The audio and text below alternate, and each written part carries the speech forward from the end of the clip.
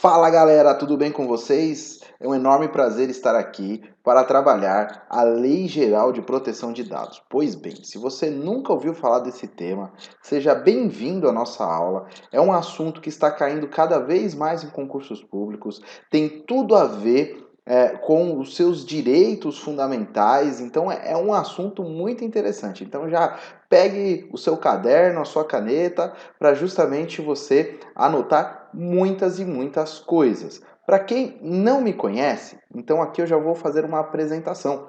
O meu nome é Leonardo, tá? Eu sou o professor aqui de vocês do Vencendo Concursos e eu deixei aqui separadinho os dados, tá? Para que vocês possam fazer as devidas anotações, tá bom? Então peguem aí a caneta de vocês e já anotem meus contatos, meu e-mail, as minhas redes sociais. Aqui tem o Instagram, tem Facebook. O que vocês precisarem, contem comigo e contem com a equipe do Vencendo Concursos, tá bom?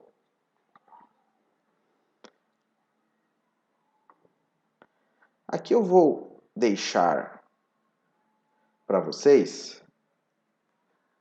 qual que é o número da lei, até para facilitar para quem for pesquisar e assim vocês conseguem ter um melhor aproveitamento do conteúdo, tá? Então a Lei Geral de Proteção de Dados é a lei número 13.709 de 2018. Já tem aproximadamente aí 4 anos que essa lei já foi promulgada aqui no Brasil e ela já está surtindo muitos efeitos. Certamente vocês devem ter lido alguma coisa, vocês devem ter pesquisado alguma situação relacionada à proteção de dados, então é um assunto muito quente e, logicamente, o nosso foco aqui vai ser trabalhar muito voltado ao concurso público, tá bom? Então vamos dando sequência, tá? Então a primeira coisa, quando a gente estuda a Lei Geral de Proteção de Dados, nós temos que verificar qual que é a incidência, né? Quem que está devendo, né, cumprir os preceitos que aqui estão inseridos. Então, eu sou advogado, eu sou da Comissão de Direito Digital da Ordem dos Advogados do Brasil, atuo bastante na área do direito digital com relação à adequação da Lei Geral de Proteção de Dados e muitas vezes os meus clientes perguntam, né? Eu estou sujeito à Lei Geral de Proteção de Dados? Eu tenho um pequeno comércio, eu tenho um supermercado, eu tenho uma farmácia pequenininha aqui no bairro, eu vendo alguns produtos só pela internet, eu vendo algumas trufas, eu faço bolo, eu tenho uma pequena confecção. Então, às vezes, as pessoas me perguntam, né, se elas estão restritas aí a observarem a Lei Geral de Proteção de Dados. Então, vamos verificar quem é que deve cumprir os preceitos da lei que nós iremos estudar. Então, essa lei dispõe a respeito dos dados pessoais, tá? Então, isso é importante. O que é protegido é dado pessoal. Então, quando a gente fala de dado pessoal, nós estamos referindo às pessoas físicas, né? Então, não há uma proteção por conta dessa lei de dados de pessoas jurídicas, né? Então, são dados pessoais das pessoas físicas, né? Então, vamos lá. Inclusive nos meios digitais, então percebam o seguinte, essa proteção, ela é feita, seja o meio que produziu esse dado, um meio físico, né? Então pode ser de repente uma ficha, né? Que você fez uma anotação de uma relação de clientes, uma empresa, né? Uma portaria de um condomínio que tem um controle de entrada e saída de pessoas e ali anota, né? Qual o seu nome? Leonardo Gutierrez. Qual o seu RG? Tal. Qual o seu CPF? Eu fiz esses dias num condomínio. Tudo bem que o acesso era por meio de carro, né? Mas ali foi me exigida CNH, né? Eles queriam saber se eu tinha CNH. Eles vão anotar o número da CNH, será que pode esse tipo de procedimento, né? Então eles anotam, às vezes num sistema, no computador, ou às vezes num sistema de ficha. Então o que a lei está dizendo? Que é a proteção de dados, inclusive nos meios digitais. Então sejam os meios físicos, mas também, logicamente, os meios digitais por pessoa natural, então, ou seja, quem que está recebendo esse dado? É uma pessoa natural, né, uma pessoa física ou pessoa jurídica. Seja essa pessoa jurídica de direito público ou de direito privado. Então, aqui o que o legislador fez? Ele definiu, né, eu vou explicar para vocês lá na frente, o que é dado pessoal, e logicamente eu já estou adiantando que dado pessoal é de pessoa física, e quem é que está recebendo esse dado, né? Quem é que está fazendo o tratamento, que eu vou também ensinar para vocês o que se refere tratamento. Então, quem está fazendo o tratamento, ou seja, quem está recebendo, pode ser uma pessoa física, pode ser uma pessoa jurídica. pode ser uma pessoa jurídica de direito público, bem como de direito privado. Então, também os entes públicos devem respeitar a Lei Geral de Proteção de Dados. Olha que interessante, pessoal. Então, às vezes, algumas pessoas físicas também estão sujeitas à lei geral. Vou explicar como é que funciona, é claro, mas elas estão sujeitas. Ah, eu tenho uma pequena empresa. Pronto, você é pessoa jurídica, você também tem que respeitar a Lei Geral de Proteção de Dados, né? Aí vamos verificar qual que é o objetivo dessa lei, né? Com o objetivo de proteger os direitos fundamentais de liberdade e de privacidade e o livre desenvolvimento da personalidade da pessoa natural, né? Então verifiquem que o foco dessa lei é a proteção de dados, sim, mas da pessoa natural, ou seja, a pessoa física, tá bom? Então, o que eu tenho que ter anotado, professor? A primeira coisa,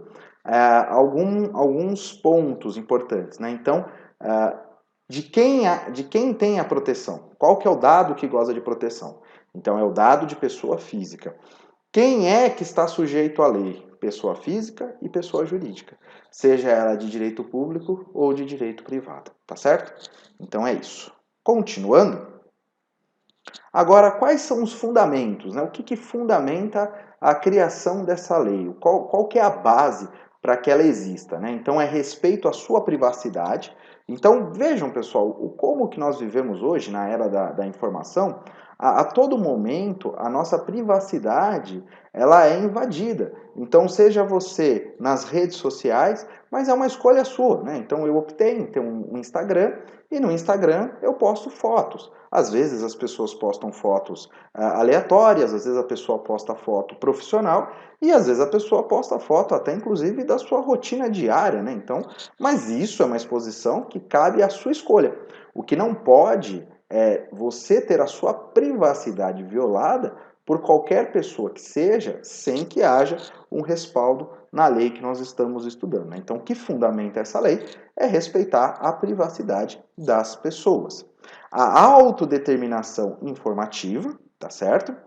A liberdade de expressão, de informação, de comunicação e de opinião. Então, ou seja, a lei ela não é só para proibir tudo. Então, muitas vezes um cliente me procura e ele fala: então eu estou preocupado porque essa lei me proíbe. Na verdade, não é que a lei proíbe, ela cria um regramento. Então, ela faz um controle desses fluxos de informações, do que pode e do que não pode ser feito, para proteger a todos, né? Então, o objetivo não é simplesmente só proibir, né? Mas ela visa, para que você tenha liberdade de expressão, é importante também que se haja responsabilidade, né? Ninguém pode usar da sua liberdade para ferir a liberdade alheia, não é verdade? Então, eu não posso, no meu direito de liberdade, ficar ouvindo música num volume ensurdecedor por madrugada fora, porque aí eu vou atrapalhar quem? Os meus vizinhos, né? Então é uma questão de equilíbrio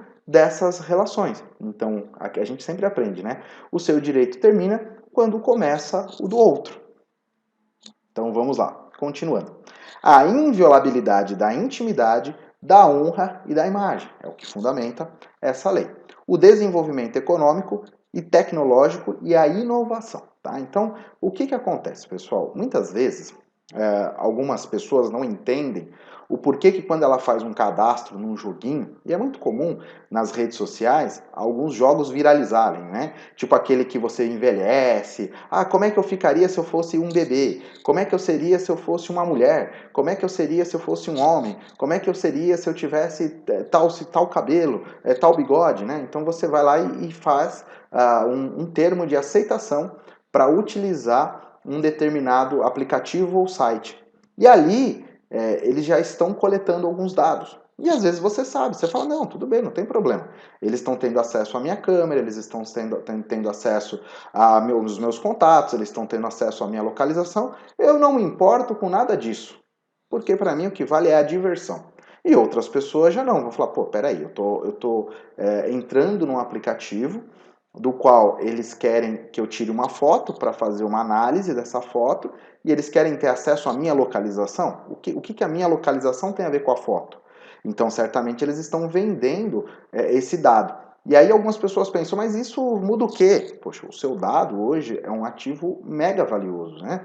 Então as empresas usam esse ativo como uma troca muito gigante, a ponto de oferecer um serviço gratuito, né, de fazer um tratamento de uma foto em troca desse dado. Só para você perceber o quão valioso é, porque não precisa nem cobrar pelo aplicativo, porque o seu dado vai cobrir essa utilização, esse desenvolvimento que teve do site. Então, os dados, eles fazem parte de ativos muito importantes das empresas. E o seu principal ativo, né?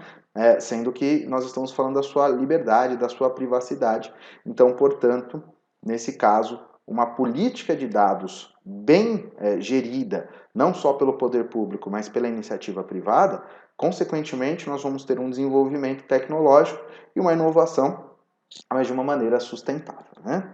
Continuando, a livre iniciativa, a livre concorrência e a defesa do consumidor. Então, o que acontece?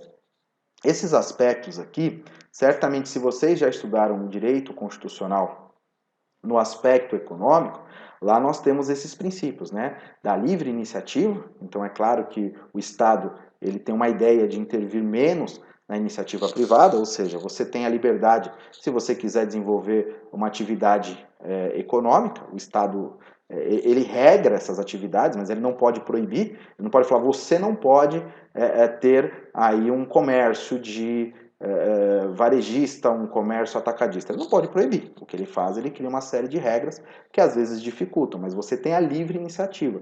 O nosso Estado, ele não estabelece. Você só pode fazer tal atividade, você só pode fazer tal atividade, você só pode fazer tal atividade. Isso não é uma característica, né, de um Estado que busca o que nós chamamos aí de capitalismo, né?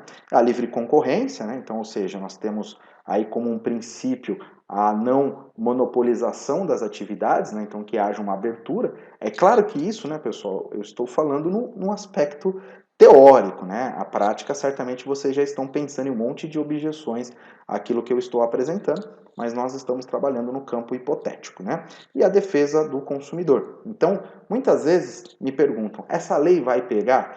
Quando na verdade a resposta é, ela já pegou, né? Porque a proteção dos dados, ela tem a ver com uma série de outros fatores. Então, assim como nós temos a proteção do direito do consumidor, o direito à sua privacidade é inerente e os dados estão relacionados. Então, é algo que caminha junto. Então, não há o porquê essa lei ser apenas um ponto aí na nossa história que vai se apagar. Muito pelo contrário, ela agora passa a ter aí a classificação constitucional de direito fundamental e vai ser inserida aí no campo das cláusulas pétreas, né, daquelas que não podem ser alteradas, haja vista aí que tratam de direitos fundamentais, tá? Os direitos humanos, o livre desenvolvimento da personalidade, a dignidade e o exercício da cidadania pelas pessoas naturais.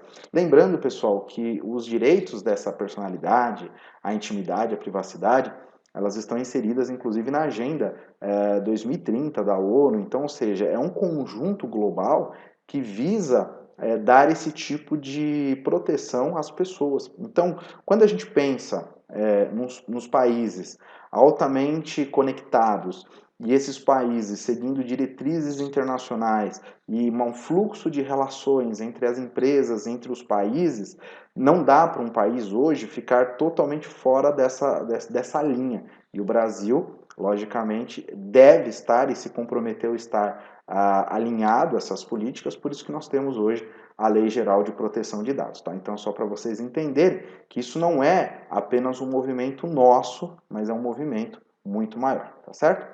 Agora aqui, eu sempre peço para que vocês façam algumas pausas, né, para que não haja aí um estudo muito rápido, aquela correria toda, e você venha aí deixar de se atentar a alguns pontos importantes. Então, a pergunta que eu faço é, quais são as incidências e os fundamentos da LGPD? Então, aqui seria legal você falar em voz alta, né, você repetir aquilo que eu apresentei para você e, se possível, fazer uns esquemas, né, faça um fluxo, que assim fica mais fácil para você enxergar esse conteúdo, tá? Então, de tempos em tempos, pare e pergunte o que você aprendeu com esse conteúdo, tá certo? Então, vamos dando sequência ao nosso conteúdo. Deixa eu abrir aqui para vocês. Vamos para o próximo item. Então, a aplicação da Lei Geral de Proteção de Dados. Vamos verificar? A LGPD, a Lei Geral de Proteção de Dados, aplica-se a qualquer operação de tratamento, que eu vou ensinar para vocês o que é tratamento de dados. Seja essa operação realizada por pessoa natural, que é a pessoa física, ou pessoa jurídica. Então, eu já afirmei para vocês e agora eu trago novamente. Então, quem está sujeito à Lei Geral de Proteção de Dados? As pessoas físicas e as pessoas jurídicas. Sejam elas de direito público ou de direito privado, independentemente do meio. Eu já expliquei para vocês que pode ser meio digital, pode ser meio físico também. Então, quando você, por exemplo, trabalha numa empresa e você, de repente, trabalha naquele setor dos recursos humanos, né? E ali alguém passou e perguntou, eu posso deixar um currículo aqui? Aí vocês falaram, pode, deixa aqui nessa caixinha, né? Então ali vocês recebem currículos. Então é muito comum que algumas empresas recebam currículos físicos, né? Então é claro que a boa parte delas usam sistemas ou recebem por e-mail, mas existem empresas que continuam recebendo currículos físicos. Eu mesmo fui a uma loja de roupas e, principalmente na época do Natal, eu me lembro que algumas pessoas estavam com envelopes nas mãos e perguntando, né, posso deixar um currículo aqui? Aí já tinha até um local específico, né, pode, né, geralmente é uma caixinha ali, pode ir deixando aqui que depois a gerente vai analisar. Até porque eles colocaram uma placa, né? Estamos contratando. Então, é muito comum, tá, pessoal? Não é algo que é isolado, né? A gente não pode pensar que todas as empresas valem-se somente da tecnologia. Então, a lei, ela caminha de acordo com a sociedade. E aí ela tem o documento que vai fazer ali a guarda da informação. Ele pode ser físico, ele pode ser digital.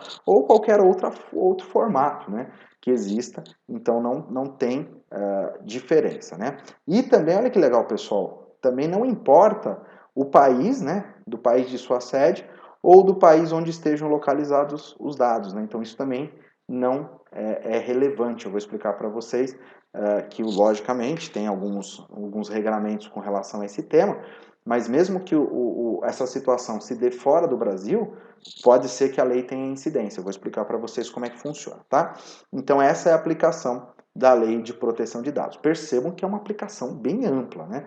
Os únicos dados, então, que não estão protegidos são os dados da pessoa jurídica, mas eu sempre ressalto para os meus clientes, para aqueles que estudam comigo nas minhas palestras, os meus alunos, o seguinte: as pessoas jurídicas, elas não têm a proteção direta da lei, né, da Lei Geral de Proteção de Dados. Elas têm proteções constitucionais, proteções do direito civil, enfim, outras proteções, mas a gente nunca pode esquecer que por detrás de uma pessoa jurídica existem sócios que são pessoas físicas, né? Então esses dados também são protegidos. Então é algo que precisa ter muito cuidado, uma sensibilidade muito grande nessa questão, tá bom? Então, dando sequência, a questão é: quais são os requisitos para a aplicação da Lei Geral de Proteção de Dados, tá? Que foi o que eu comentei com vocês anteriormente.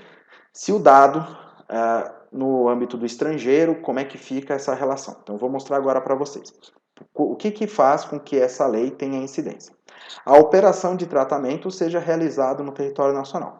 Essa é a análise mais básica que a gente pode fazer. Então, eu estou no Brasil, fui a uma empresa, essa empresa pediu os meus dados, então ali há uma relação de proteção. Como é que funciona? Então é a relação mais básica que eu tenho. Eu entrei num site para fazer um cadastro, para obter um desconto, para fazer um pedido, para fazer uma compra. Ali também há uma questão de proteção de dados. Ok? Então fica muito mais fácil visualizar esse primeiro item. Vamos ver o segundo? A atividade de tratamento tenha por objetivo a oferta ou fornecimento de bens ou serviços, ou o tratamento de dados de indivíduos localizados no território nacional. Ok, básico também.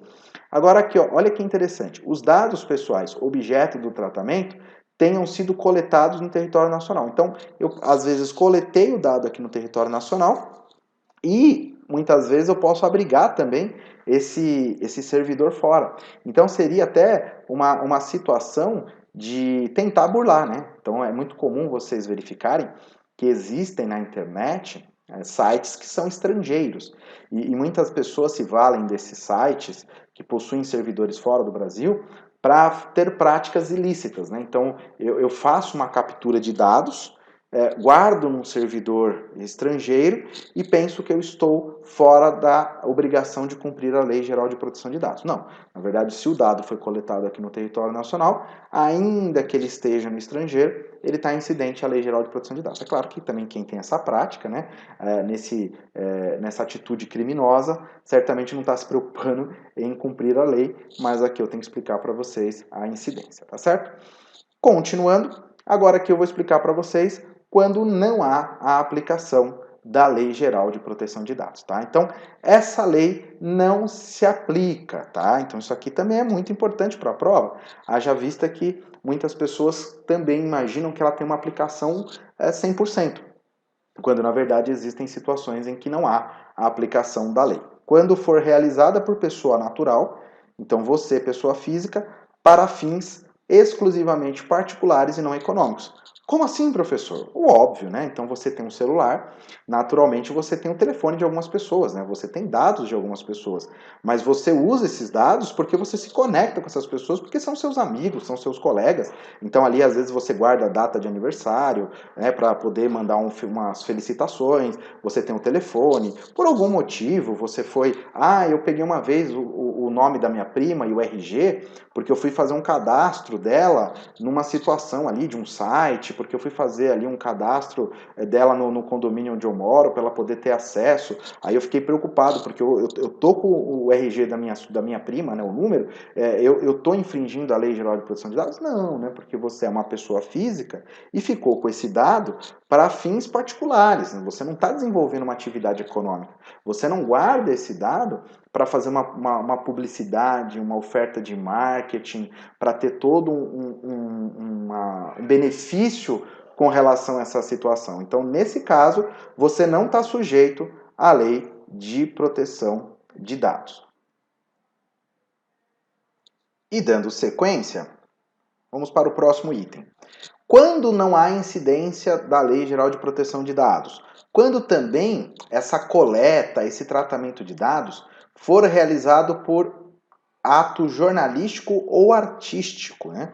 Então, por exemplo, imaginem só que um determinado jornal esteja fazendo uma cobertura de um evento ou de alguma situação e, logicamente, o jornalista tirou alguma foto, o jornalista às vezes acabou entrevistando uma pessoa, então teve acesso à imagem dessa pessoa, teve acesso a algumas informações. É claro que os jornais eles pedem, né, autorização para veicular aquela imagem, né, isso daí é uma praxe, mas poderia ser questionado se ali um jornal poderia ter dados de pessoas, né, fotos ou algumas situações que possam chegar aí à individualização ou alguma característica, que também eu vou explicar para vocês que isso é um dado, e nesse sentido o legislador teve o cuidado de proteger a imprensa, né, que é muito importante, né, num Estado democrático, que haja uma liberdade de imprensa. Se houvesse uma limitação, poderíamos aí ter um problema, por isso que o Estado optou em tirar a atividade jornalística do devido preceito que nós estamos estudando na Lei Geral de Proteção de Dados. Claro que os jornais, logicamente, não podem fazer o que bem entendem, né? Tem todo um regramento até constitucional, a questão da imagem, a honra, né? Mas é só uma questão de não incidência para fins jornalísticos ou artísticos da proteção de dados. Também para fins acadêmicos, né? Então, às vezes, os estudantes, aqueles que estão fazendo mestrado, doutorado, pós-graduação, graduação, muitas vezes eles fazem coleta de dados para poder fazer pesquisas, estudos, portanto, o legislador retirou essas atividades da incidência da Lei de Proteção de Dados. Né? Naturalmente, vocês já deveriam ter pensado, né? E a segurança pública, né? As polícias, será que elas podem ter dados? Né? Claro que sim, até porque para fazer essas políticas de segurança, eles possuem um banco de dados altíssimo, né? Naturalmente, você deve ter recordado, né? Uma vez eu fui tirar o RG, né? Tive que deixar a minha digital, então o sistema de segurança pública ele mantém esse grande banco de dados com a finalidade de promover a segurança pública, então, portanto, não há incidência da Lei Geral de Proteção de Dados. Né? Para a defesa nacional, que também entra nesse conceito, para a segurança do Estado ou atividades de investigação e repressão de infrações penais, né? Então isso aqui é uma segurança que o Estado tem, né? Já que ele precisa ter o controle das pessoas, de dados, de informações. Então, nesse sentido, ele não poderia colocar uma proteção, né? O sigilo existe, é claro, né? A gente não pode confundir as coisas, né? Então, o Estado ele mantém o sigilo dessas informações, mas ele pode manter a guarda, né? Porque é disso que nós estamos falando. Será que a pessoa pode ter a guarda dessas informações? Então, aqui nós estamos verificando que sim, porque a lei está dizendo que ela não se aplica para essas atividades. Não quer dizer que o Estado possa divulgar como bem ele entende, é justamente para que ele possa manter as suas políticas conforme aqui estão estabelecidas, né? Então, política de segurança pública, de defesa nacional, de segurança do Estado, ou atividades de investigação ou de repreensão de infrações penais, tá certo? Então, aqui, esse primeiro bloco que nós estamos trabalhando, ele trouxe para vocês pontos importantes, né, para que você pudesse entender a definição dessa lei, aonde há incidência dessa lei, a quem se destina, né, quem está sujeito a essa lei, e assim nós vamos verificar no próximo bloco quais são as outras definições. Então eu vou definir para vocês o que é um dado pessoal, o que é um dado sensível, o que é um operador, o que é um controlador, quais são os agentes de tratamento, o que é a NPD, enfim, eu vou fazer as definições justamente para que vocês possam entender melhor os pontos importantes dessa lei. Espero que vocês estejam gostando desse assunto, porque é um assunto, além de importante para a prova, é importante para a sua prática, né, o seu exercício de cidadania, e conte conosco, logo logo a gente já volta. Um grande abraço, espero vocês na próxima aula. Olá, você acaba de assistir a uma aula ou uma parte das muitas aulas que nós temos aqui no nosso curso online preparatório Gabaritando SME, Secretaria Municipal da Educação de São Paulo, auxiliar técnico de educação. E se você chegou até aqui é porque gostou, não é verdade? Então continua, porque eu tenho um recado importante para te passar. Nós aqui do Vencendo Concursos montamos o curso online preparatório. É um curso completo, com todas as matérias necessárias, conhecimentos específicos, o que você precisa para ser aprovado nesse concurso. Eu quero aproveitar e mostrar para vocês quais são as vantagens do curso preparatório. Então acompanhe aí comigo para você entender um pouco mais da nossa proposta. Bom, vantagens do curso: você vai ter acesso imediato. Então, no momento que você adquirir o curso preparatório, você recebe no seu e-mail os dados de acesso e já começa a navegar com a gente imediatamente. Você recebe login e senha. Acesso ilimitado, poderá assistir às aulas quantas vezes você quiser. Acesso ilimitado durante um ano, o curso fica disponível para você, ok? Teoria e questões comentadas, centenas de questões comentadas ao longo das aulas pelos nossos professores. Material em PDF das aulas, então nós transformamos os slides dos professores em material em PDF. Além disso, você vai receber uma série de bônus. Olha só esses bônus, gente.